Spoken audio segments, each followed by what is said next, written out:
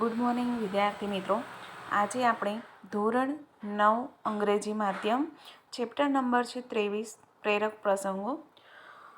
પ્રેરક પ્રસંગો એ સંકલિત એક સાહિત્ય પ્રકાર છે. સંકલિત એટલે કે બધી જગ્યાએથી એકઠા કરેલા એમના પ્રસંગો. જીવનની સુગંધ. અહીં મુકાયેલા 3 પ્રસંગો પ્રેરણાદાયક છે. એટલે કે અહીંયા જે 3 પ્રસંગ આપેલા છે આપણા જીવનની અંદર કંઈક ઉપદેશ આપવા માટે, આપણને એમાંથી કંઈક પ્રેરણા મળે એ માટેના આપેલા છે.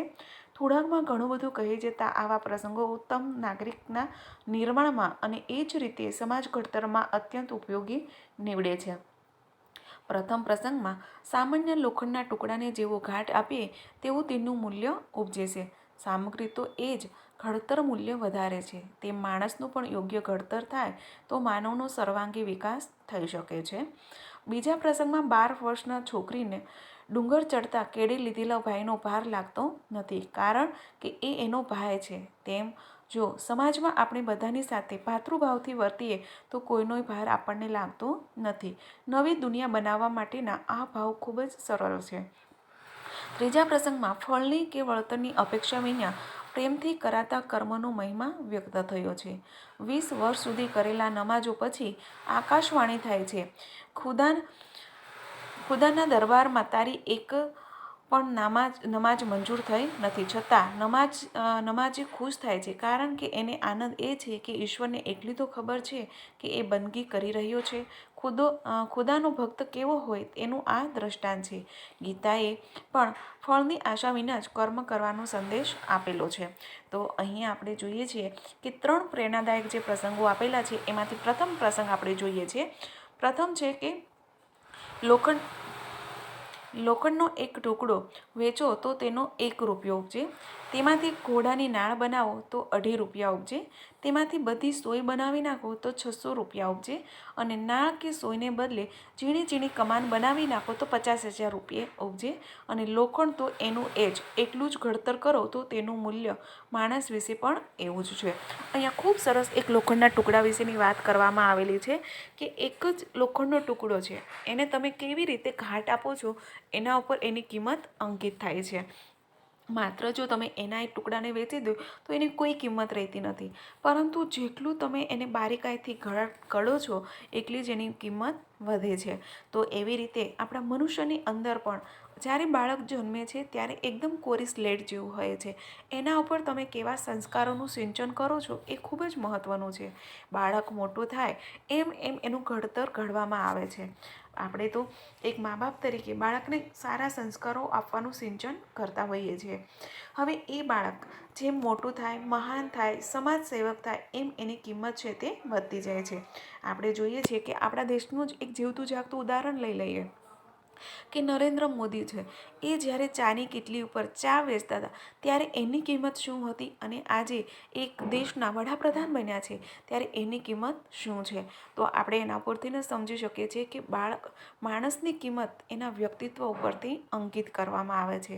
માણસ એકનો એક જ છે, છતાં પણ એની ઘડતર, એની જે સમાજ સેવા માટે એનો જે ફાળો છે એનાથી તેની પહેચાન થતી હોય છે. તો અહીંયા આની અંદર ખૂબ સરસ એવો બોધ આપવામાં આવેલો છે કે લોખંડનો ટુકડોની સાથે સાથે મનુષ્યનું જીવન છે એક લોખંડના ટુકડા સમાન છે. જેવી રીતે મનુષ્યના લોખંડના ટુકડાને ગરમ કરીને જેવો ઘાટ આપી શકાય એવો જ ઘાટ આપણા મનુષ્યને પણ આપી શકીએ છીએ.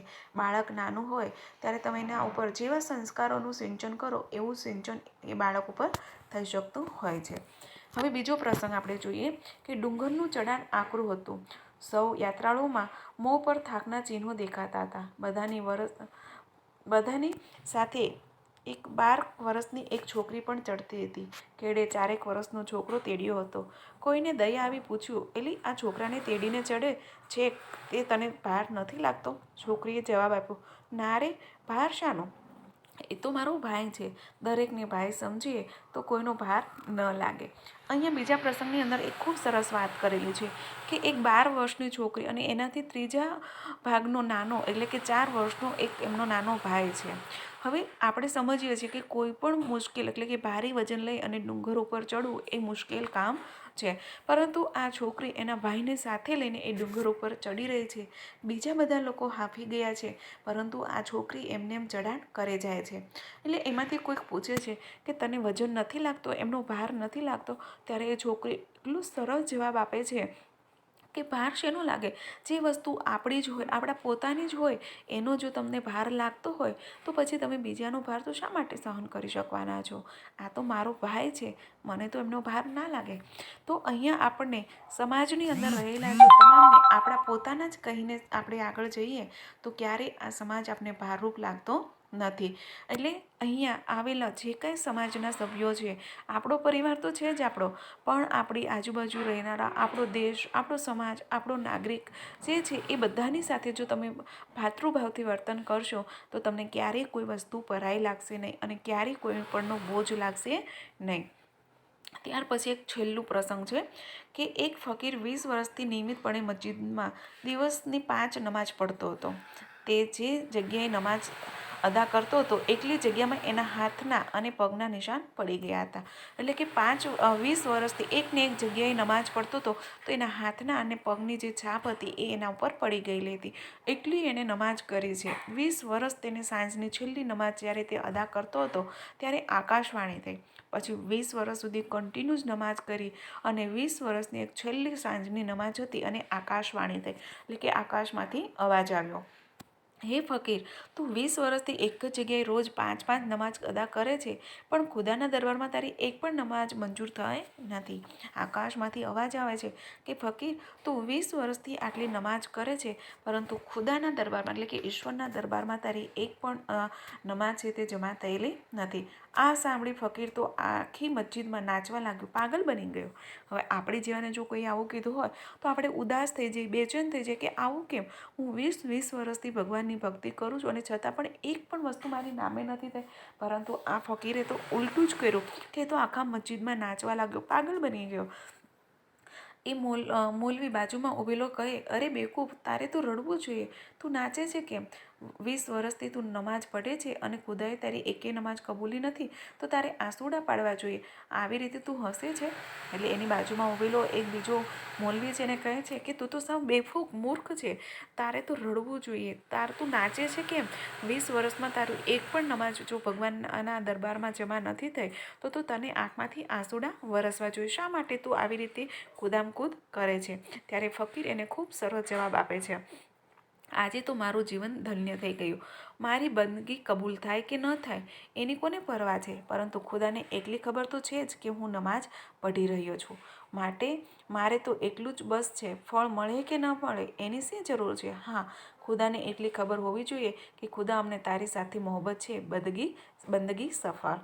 એટલે પેલો ફકીર છે પેલા માણસને ખૂબ સરસ જવાબ આપે છે કે મારું જીવન તો હું આજે ધન્ય થઈ ગયેલું માનું છું, હું શા માટે ઉદાસ થાઉં, શા માટે હું રડું? આજે તો મારે ધન્યતા અનુભવવી જોઈએ, મારી બંદગી આજે કબૂલ થાય કે ન થાય, હું નમાજ પઢું છું, એ હવે ફળે કે ન ફળે મને એની કોઈ જ પરવા નથી. મને બસ એનો આનંદ છે કે મારી નમાજ હું જે પઢી રહ્યો છું એની ઈશ્વરને પણ ખબર, ખુદાને પણ એટલી તો ખબર છે કે હું 20 વર્ષથી નમાજ પઢું છું. બસ પછી ફળ મળે કે ન મળે, ગીતાની અંદર પણ કહ્યું છે કે કર્મ કરે છે, આ ફળની આશા છોડી દે. એમ હું પણ બસ કાર્ય કરી જઈશ, હું હવે મારા નમાજ પઢી જઈશ, ભગવાન એનું ફળ આપે કે ન આપે મને એની કોઈ પરવા નથી. બસ ભગવાનને, ખુદાને ખબર છે કે હું 20 વર્ષથી અહીંયા નમાજ પઢું છું. અહીંયા આપણું ચેપ્ટર છે એ બધા જ ચેપ્ટરો પૂરા થઈ ગયા છે, આપણો સિલેબસ છે તે પૂર્ણ થઈ ગયો છે. હવે આખી બુકની PDF બનાવી 2 ભાગની અંદર મને તમારે સેન્ડ કરવાની છે.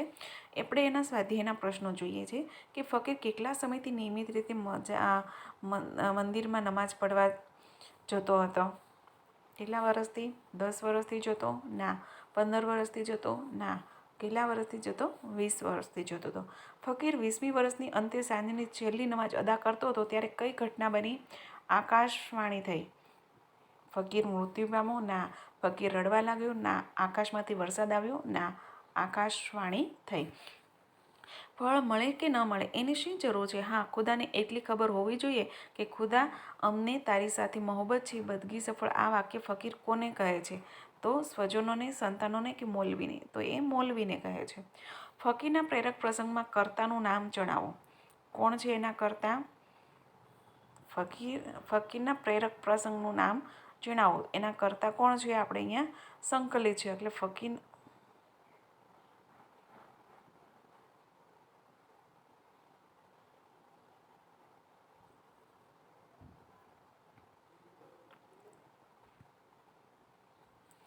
જીવનની સુગંધ પ્રસંગમાં માણસનો સર્વાંગી વિકાસ થાય તે માટે શેનું ઉદાહરણ આપવામાં આવ્યું છે?